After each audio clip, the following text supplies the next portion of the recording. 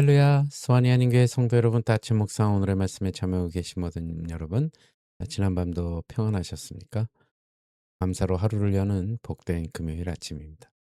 한 주 동안 베풀어 주신 주님의 은혜를 기억하면서 오늘도 기쁨과 평안이 넘치는 귀하고 복된 하루가 되시길 바랍니다.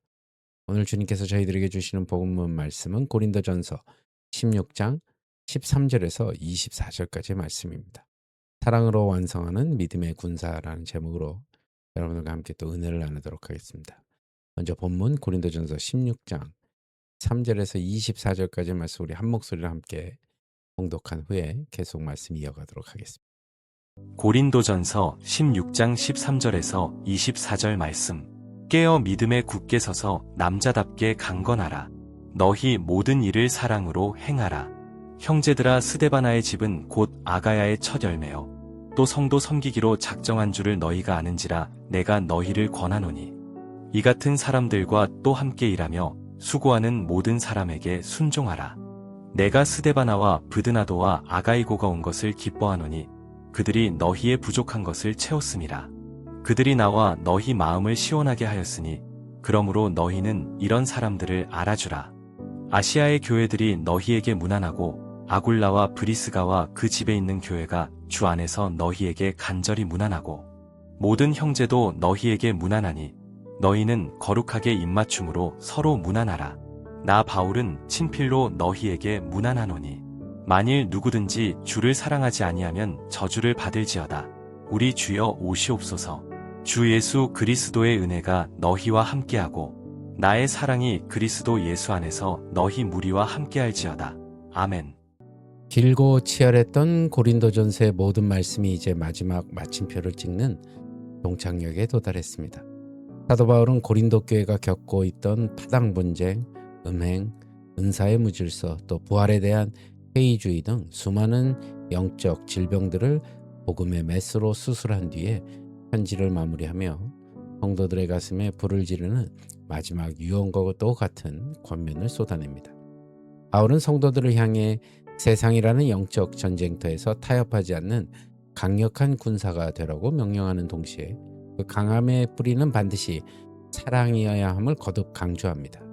본문을 통해 고린도전서 전체를 관통하는 바울의 마지막 핵심 메시지를 묵상하며 우리 삶의 현장을 변화시키는 믿음의 태도를 정립해 보도록 하겠습니다.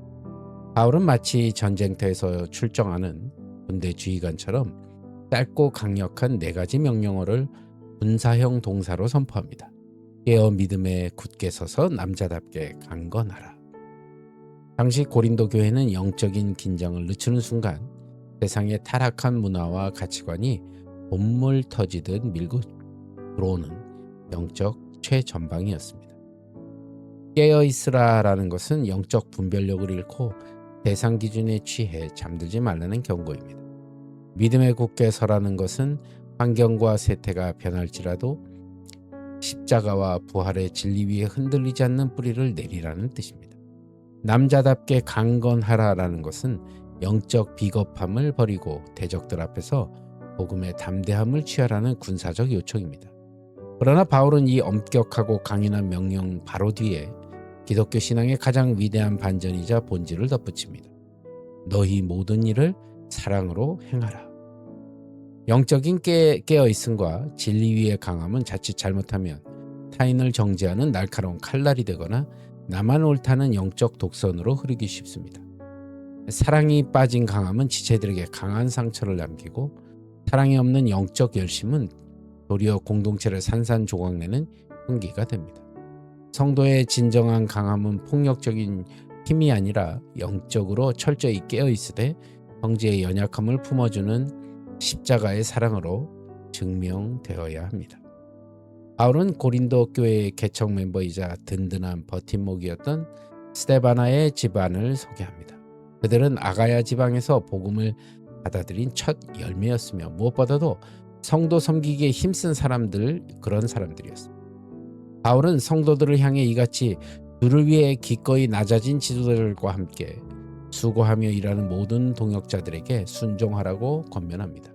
이어서 고린도 교회에서 바울을 찾아와 교회의 아픈 소식을 전하고 사역에 큰 위로와 기쁨을 주었던 브드나도와 아가이고의 이름을 불러줍니다. 이들은 바울과 고린도 교회 성도들의 부족한 것을 채워주고 영혼을 시원하게 만들어준 신실한 일꾼들이었습니다. 그들이 너와 너희 마음을 시원하게 하였으니 그러므로 너희는 이런 사람들을 알아주라. 세상은 언변이 화려한 사람, 돈과 권력을 가진 사람, 높은 자리에 앉아 생색을 내는 사람을 주목하고 알아줍니다. 그러나 하나님의 교회는 달라야 합니다.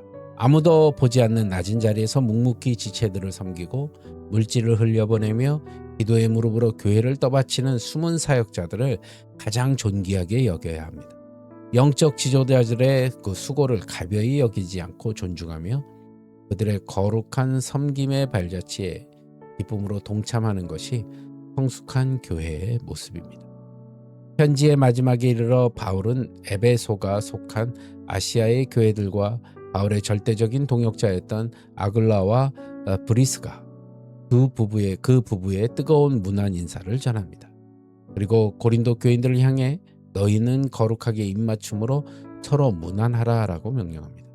당시 로마 제국 사회는 신분과 계급, 성별과 인종에 따라 사람을 철저하게 차별하고 정리하던 세상이었습니다. 그러나 교회 안에서는 왕이나 노예나 유대인이나 이방인이나 남자나 여자나 상관없이 주 예수의 보혈로 묶인 거룩한 한 가족이 되었기 때문에 서로를 가장 친밀한 가족의 문화였던 입맞춤을 동등하게 영접하라고 가르친 것입니다.